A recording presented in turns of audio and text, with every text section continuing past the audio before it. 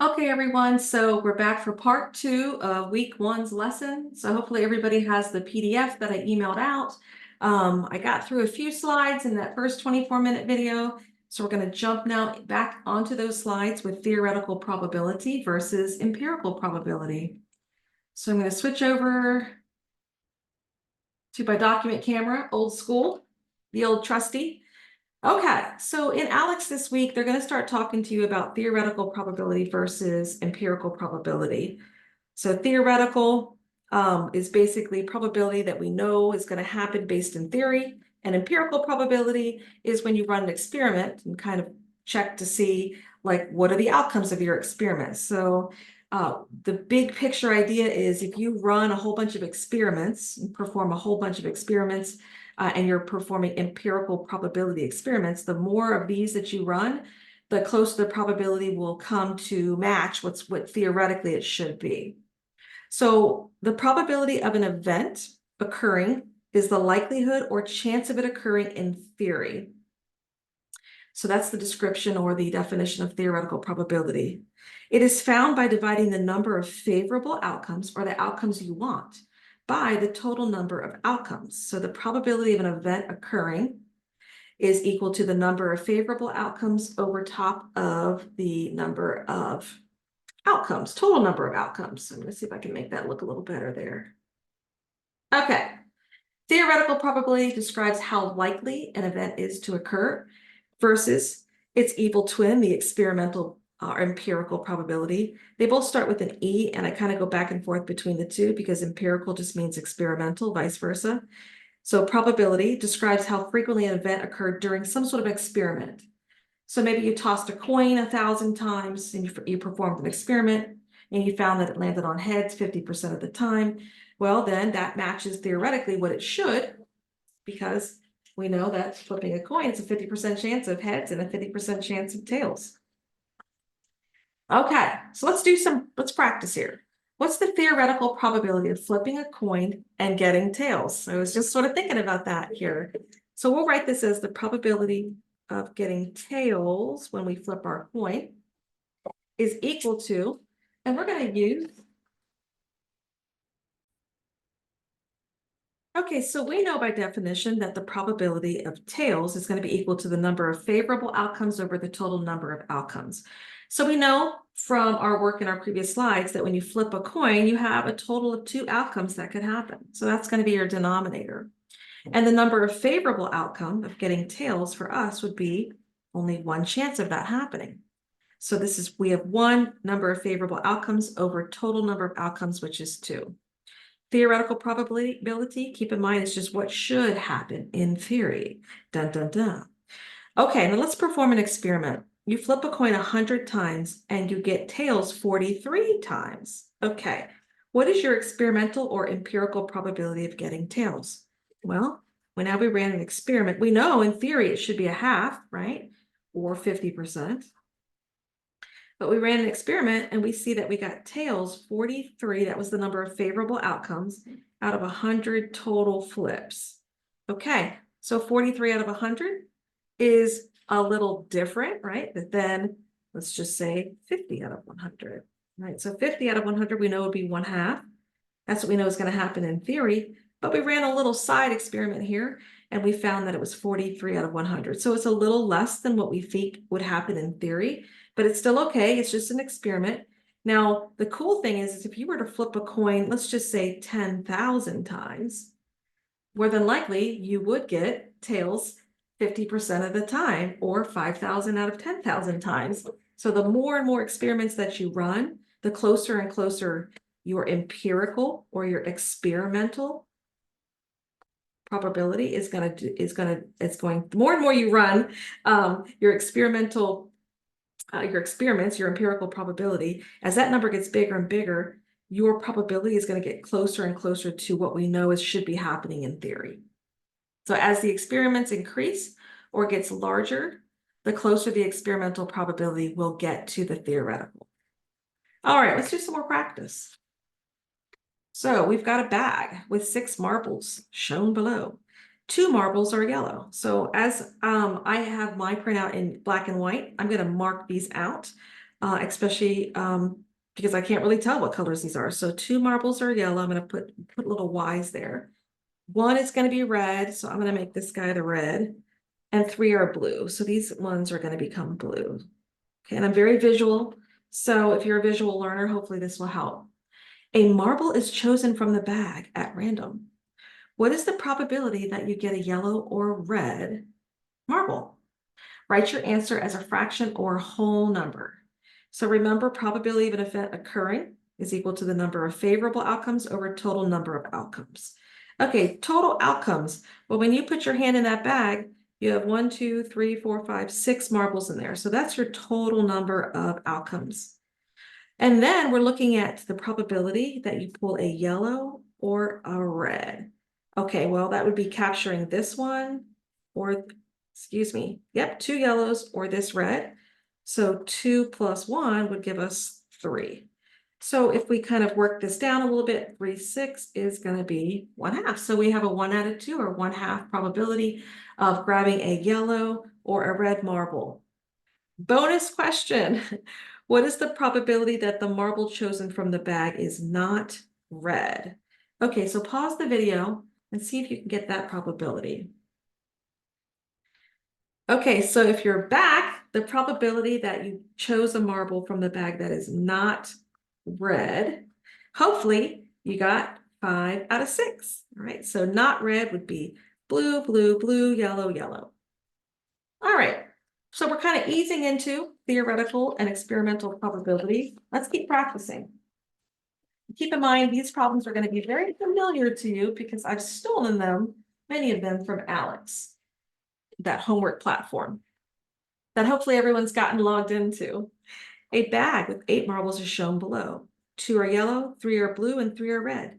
A marble is chosen from the bag at random. What's the probability that is yellow or blue? Write your answer as a fraction or a whole number. Okay, I want you to pause the video and then come back and see if we match answers. Okay, so if you're back, hopefully you marked out your territory with all your colors here. The probability of getting a yellow or a blue was 2 yellows plus the 3 blues would give us 5 number of favorable outcomes over a total of 8 marbles. And then hopefully you tackle the bonus question. If not, pause and come back and check in. What's the probability that the marble chosen from the bag is not red? Okay, so that's our trick question here. So probability that it's not red. Okay, so if we think about this, if it's not red, it's either 1, 2, 3, 4, 5. So it's the same 5 out of 8 possibilities. Okay, moving on. Let's see what else we have in store for us. Practice. Okay. A box contains 8 cards labeled P, Q, R, S, T, U, V, and W.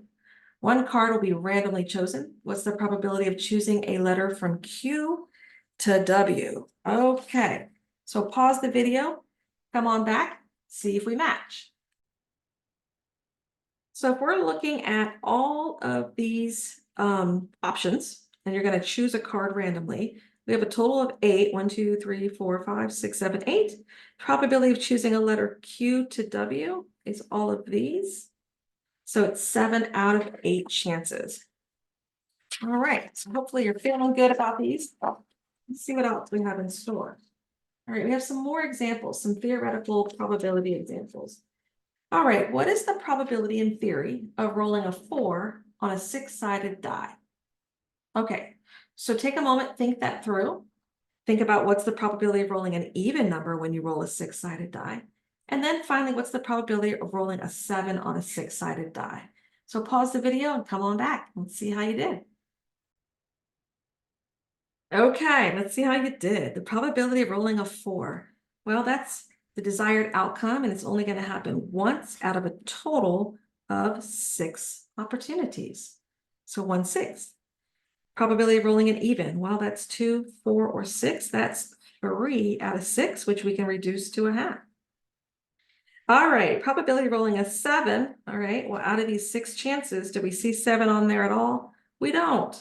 So it's 0 divided by 6, which is 0.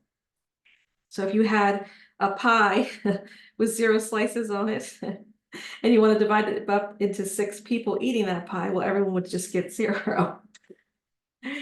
Okay, so let's keep it moving here. Okay, some of the problems you're going to encounter use the words greater than and less than. So if you remember, maybe back in high school, learning about greater than and less than, oops, that was me, thinking about those symbols there. So that's going to kind of come into play when they're asking some of these problems here. So let's look for those words. So what is the probability of rolling a 6-sided die and getting, here's the key word, greater than a 3? Okay, so greater than a 3 means that it's not equal to 3. So its x is going to be greater than 3, which is different than x is greater than or equal to 3. So if it was equal to 3, we would grab 3 and everybody with them after that. But because it's just greater than, not greater than or equal to, we're looking at this. So we don't want to grab 3. We want to go right to 4, 5, and 6. So greater than 3 would be 4, 5, and 6, which is 3 opportunities out of 6, which we know reduces to a half. Okay, same thing in theory here. What's the probability of rolling a 6-sided die and getting less than a 5? Well, that would be x is less than 5, which is different than x is less than or equal to 5. So we don't want to include 5, just like we don't want to include 3 here. Okay, so this means we include, so that's not happening. This means we include, that's not happening. This means we don't include 5. So less than a 5, we're looking at 1, 2, 3, or 4. So that's 4 opportunities out of 6, which we know reduces to 2/3. So this is the probability that we roll a number and it's less than 5 here. Okay, and this here would be the probability that we are rolling greater than 3 equals 1/2. Okay, so don't be thrown off by these words. Just think about, do they say greater than or equal to or less than or equal to? In that case, you would include. But if it's just greater or if it's just less, you don't want to include. Okay, we're going to create a tree diagram of tossing a coin 3 times. So we're going to use a tree diagram to see a sample space. Okay, so here you are. You toss your coin. Now you know when you toss a coin, it's either going to be heads or tails. So this would be your first time you toss it. But then you decide to toss again. So it could happen that you either have a heads or a tails after you already flipped a heads. Or if you flipped a tail, you could then flip a head or another tail. And so that's the first flip right here, the second flip right here, and let's draw out the third time. So here you could have a heads or a tails. So you could have flipped a heads, then a heads, then a heads, or a heads, and a tail. Same thing can happen here, heads, tail. And you could also have heads or tail. Okay, so this is your first flip. I had to go put my cat into a different room. He was losing his mind. Okay, so now we're on our third flip.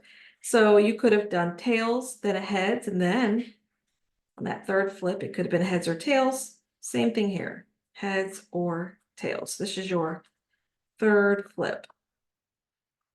Okay, so let's kind of trace this out here. I'm gonna look for a highlighter. All right, so let's write out our sample space. So you could have gone heads, heads, heads. So it could be H, H, H. You could have gone heads, heads, tails. So heads, heads, tails. You could have gone heads, tails, heads. Or you could have gone heads, tails, tails. Okay, so pause the video and write out your sample space for what happens if you happen to toss a tails on your first flip, and then what could happen after that. Okay, so if you're back, hopefully you wrote, let's see here, tails, heads, heads. All right, tails, heads, tails. We could go tails, tails, heads. Or tails, tails, tails. So we have 8 different outcomes here if you were to flip a coin 3 times. So hopefully that helps, especially if you're a visual learner like I am. Okay, I'm going to keep this slide handy because we're going to use that tree diagram to help us answer some of these at most and at least questions. So the first question is, what's the probability of flipping a coin 3 times and getting at least 2 heads? Okay, what does that mean? All right, let's write that out. Meaning, at least 2 heads means 2 or 3 heads. Okay, so we're going to go figure out where do we have 2 or 3 heads. All right, so we've got it here. We've got 2 or 3 heads here, 2 or 3 heads here, 2 or 3 heads here, only 1 head here, so we can't use that one. 2 heads here, 1 here, can't use it, 1 here, can't use it, none here. So 1, 2, 3, 4 out of the 8 outcomes would meet that criteria. So 4 out of 8. So this is the probability of flipping the coin 3 times and getting at least 2 heads. Okay, would be equal 4/8, which you know can reduce to a half. Okay, try this one. Pause the video. What is the probability of flipping a coin 3 times and getting at most 1 head? Okay, so let me give you a little hint, meaning 0 or 1 heads. All right, go for it. See what you can do. Come back and meet me in a minute. Okay, so we're only allowed to have 0 or 1 head. Okay, that means we can't have that with this one, with this one, but this one will work. Okay, this one's not going to work because we're allowed to have at most 0 or 1 heads. This one could work. That only has 1. That only has 1, and that has none. So 1, 2, 3, 4 out of 8. So that's weird. It's the same as that one over there. So we know we can reduce that as 1/2. All right, so hopefully this is helping. If you struggle with these types of problems, let's keep it moving to the next set of problems. Okay, so here is a table showing all 52 cards in a standard deck. Note that your face cards are your kings, queens, and jacks. So if you're not a card player, you might want to take a minute and kind of investigate really what a deck of cards has to offer. So the face cards, if you're not familiar, are your kings, queens, and jacks. So I kind of like just put a little circle around those to show you that those are your face cards. Now, this did not print out in color for me, so I have to sort of just remind myself that aces here, well, excuse me, this first, I should say, this first suit, they call it, are all hearts. Okay, so they're all hearts. We can see the hearts on there, and they're red. This suit are all aces, or excuse me, they're all diamonds.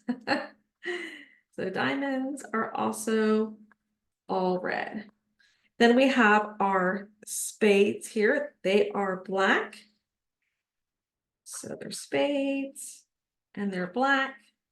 And then we have our cute little clubs here. They are also black. So clubs are all black. Okay. So also something to kind of think through. There's 13 in each one of these suits. So there's 13 here and here and here and here. And if you add up all of these, there's a total of 52 cards in a deck. So if you're not a card player, I would draw out something like that for yourself, so that it can help you as you work through. There's a lot of questions in the homework about pulling cards out. Okay, so we're going to keep that handy. And then we're going to look at this first problem here. What's the probability that you draw a card and it's a diamond? Okay, so probability of diamond. Okay, total outcomes are 52 cards, so we'll put that in the denominator. And the desired, the one that we want, is to pull a diamond. So we know that we have 13 diamonds here. This whole row is a diamond. So 13 out of 52. And something to also keep in mind is that 13 goes into 52. So if we divide the top and the bottom by 13, we can break that down to something much simpler to a fourth. So it's a 1/4 chance that you're going to pull out a card and get a diamond. Okay, so try this one on your own. Come back and check in with me. So pause the video. What's the probability that the card drawn is a face card? Okay, so pause and come back. Okay, so we know that these are our face cards, and we have 3, 6, 9, 12 out of 52 total cards. That could be a face card. So this is the equal to the probability that we have a face card, or that we pull one out randomly from the deck. Hopefully this is making sense. All right. What's the probability that the card drawn is a diamond? Ooh, I'm gonna get spicy here, and a face card. So this has to be the probability that we're gonna pull a diamond and a face card. Okay, so that's the probability. All right, so I want you to think this through. You know, you got 52 down here for your total. So pause the video and come on back. Okay, so I made some notes here. I circled all my face cards because we know it has to be a face card. But when they say diamond and face card, they mean it has to be both. Okay, that's the and word there. So in order for it to be both, we have all of our face cards, but then you have to also be a diamond. That's a special stipulation. So we have only 3 that are diamonds that are actually still face cards. So hopefully you got 3 out of 52. If you didn't, then hopefully after looking at this, you're going to say, oh, that makes sense. I can see that visually. Okay, let's move to the next one. What's the probability that the card drawn is an ace? Okay, pause the video, see what you can do with that. Okay, if you're back, if you're back with me, hopefully you just looked at these 4 are aces. Aces kind of count as like ones. Notice there's no 1. It starts with ace and then 2. All right, so we have 4 out of 52. And that's the probability of pulling an ace. If you reduce this, I don't know if you had a chance to do that yet, but you should get 1 out of 13. Okay, what's the probability that the card drawn is a club? All right, so you should be starting to get a little more familiar with this deck. These are all of your cute little clubbies. Remember that the probability to draw a club is going to be these 13 out of 52. And keep in mind 13, although it's a weird little prime number, it goes into 52 beautifully 4 times. Okay, one more for this video and then we'll make a new video for you. It's probably been sitting long enough looking at this. Okay, what's the probability that a card drawn is an ace, ooh, or a club? So the probability that you draw an ace or a club. Okay, so I'm going to put beware on this one. When you see that or, things can get a little crazy. Okay, so pause the video, give this a try, and see what you do with this. And come on back and see me. Okay, so ace or club. Well, let's circle our aces. All right, then we circle our clubs. And the reason I say beware, you might see it already, is you don't want to count this twice. Okay, so you would start counting 1, 2, 3, 4. Don't count this again. 5, 6, 7, 8, 9, 10, 11, 12, 13, 14, 15, 16. So this is really 16 out of 52. If you think about this a different way, you could say, well, I know I have 4 aces. And I know I have 13 of our spades. Nope, excuse me, club. That's a club. Sometimes I get those mixed up. I'm not a card player. I'm afraid to get into gambling. I think I might like it too much. But then we want to subtract out this overlap, this guy right here. That's the one that beats both criteria. It's like, hey, I am a club, but I'm also an ace. So we don't want to double dip and count them twice. That wouldn't be fair. So 4 plus 13 is 17 minus 1. It still leaves you 16 out of 52. Okay, so I'm going to stop the video at this point and make you another one. for the last portion of this particular lesson. So we'll see you back shortly.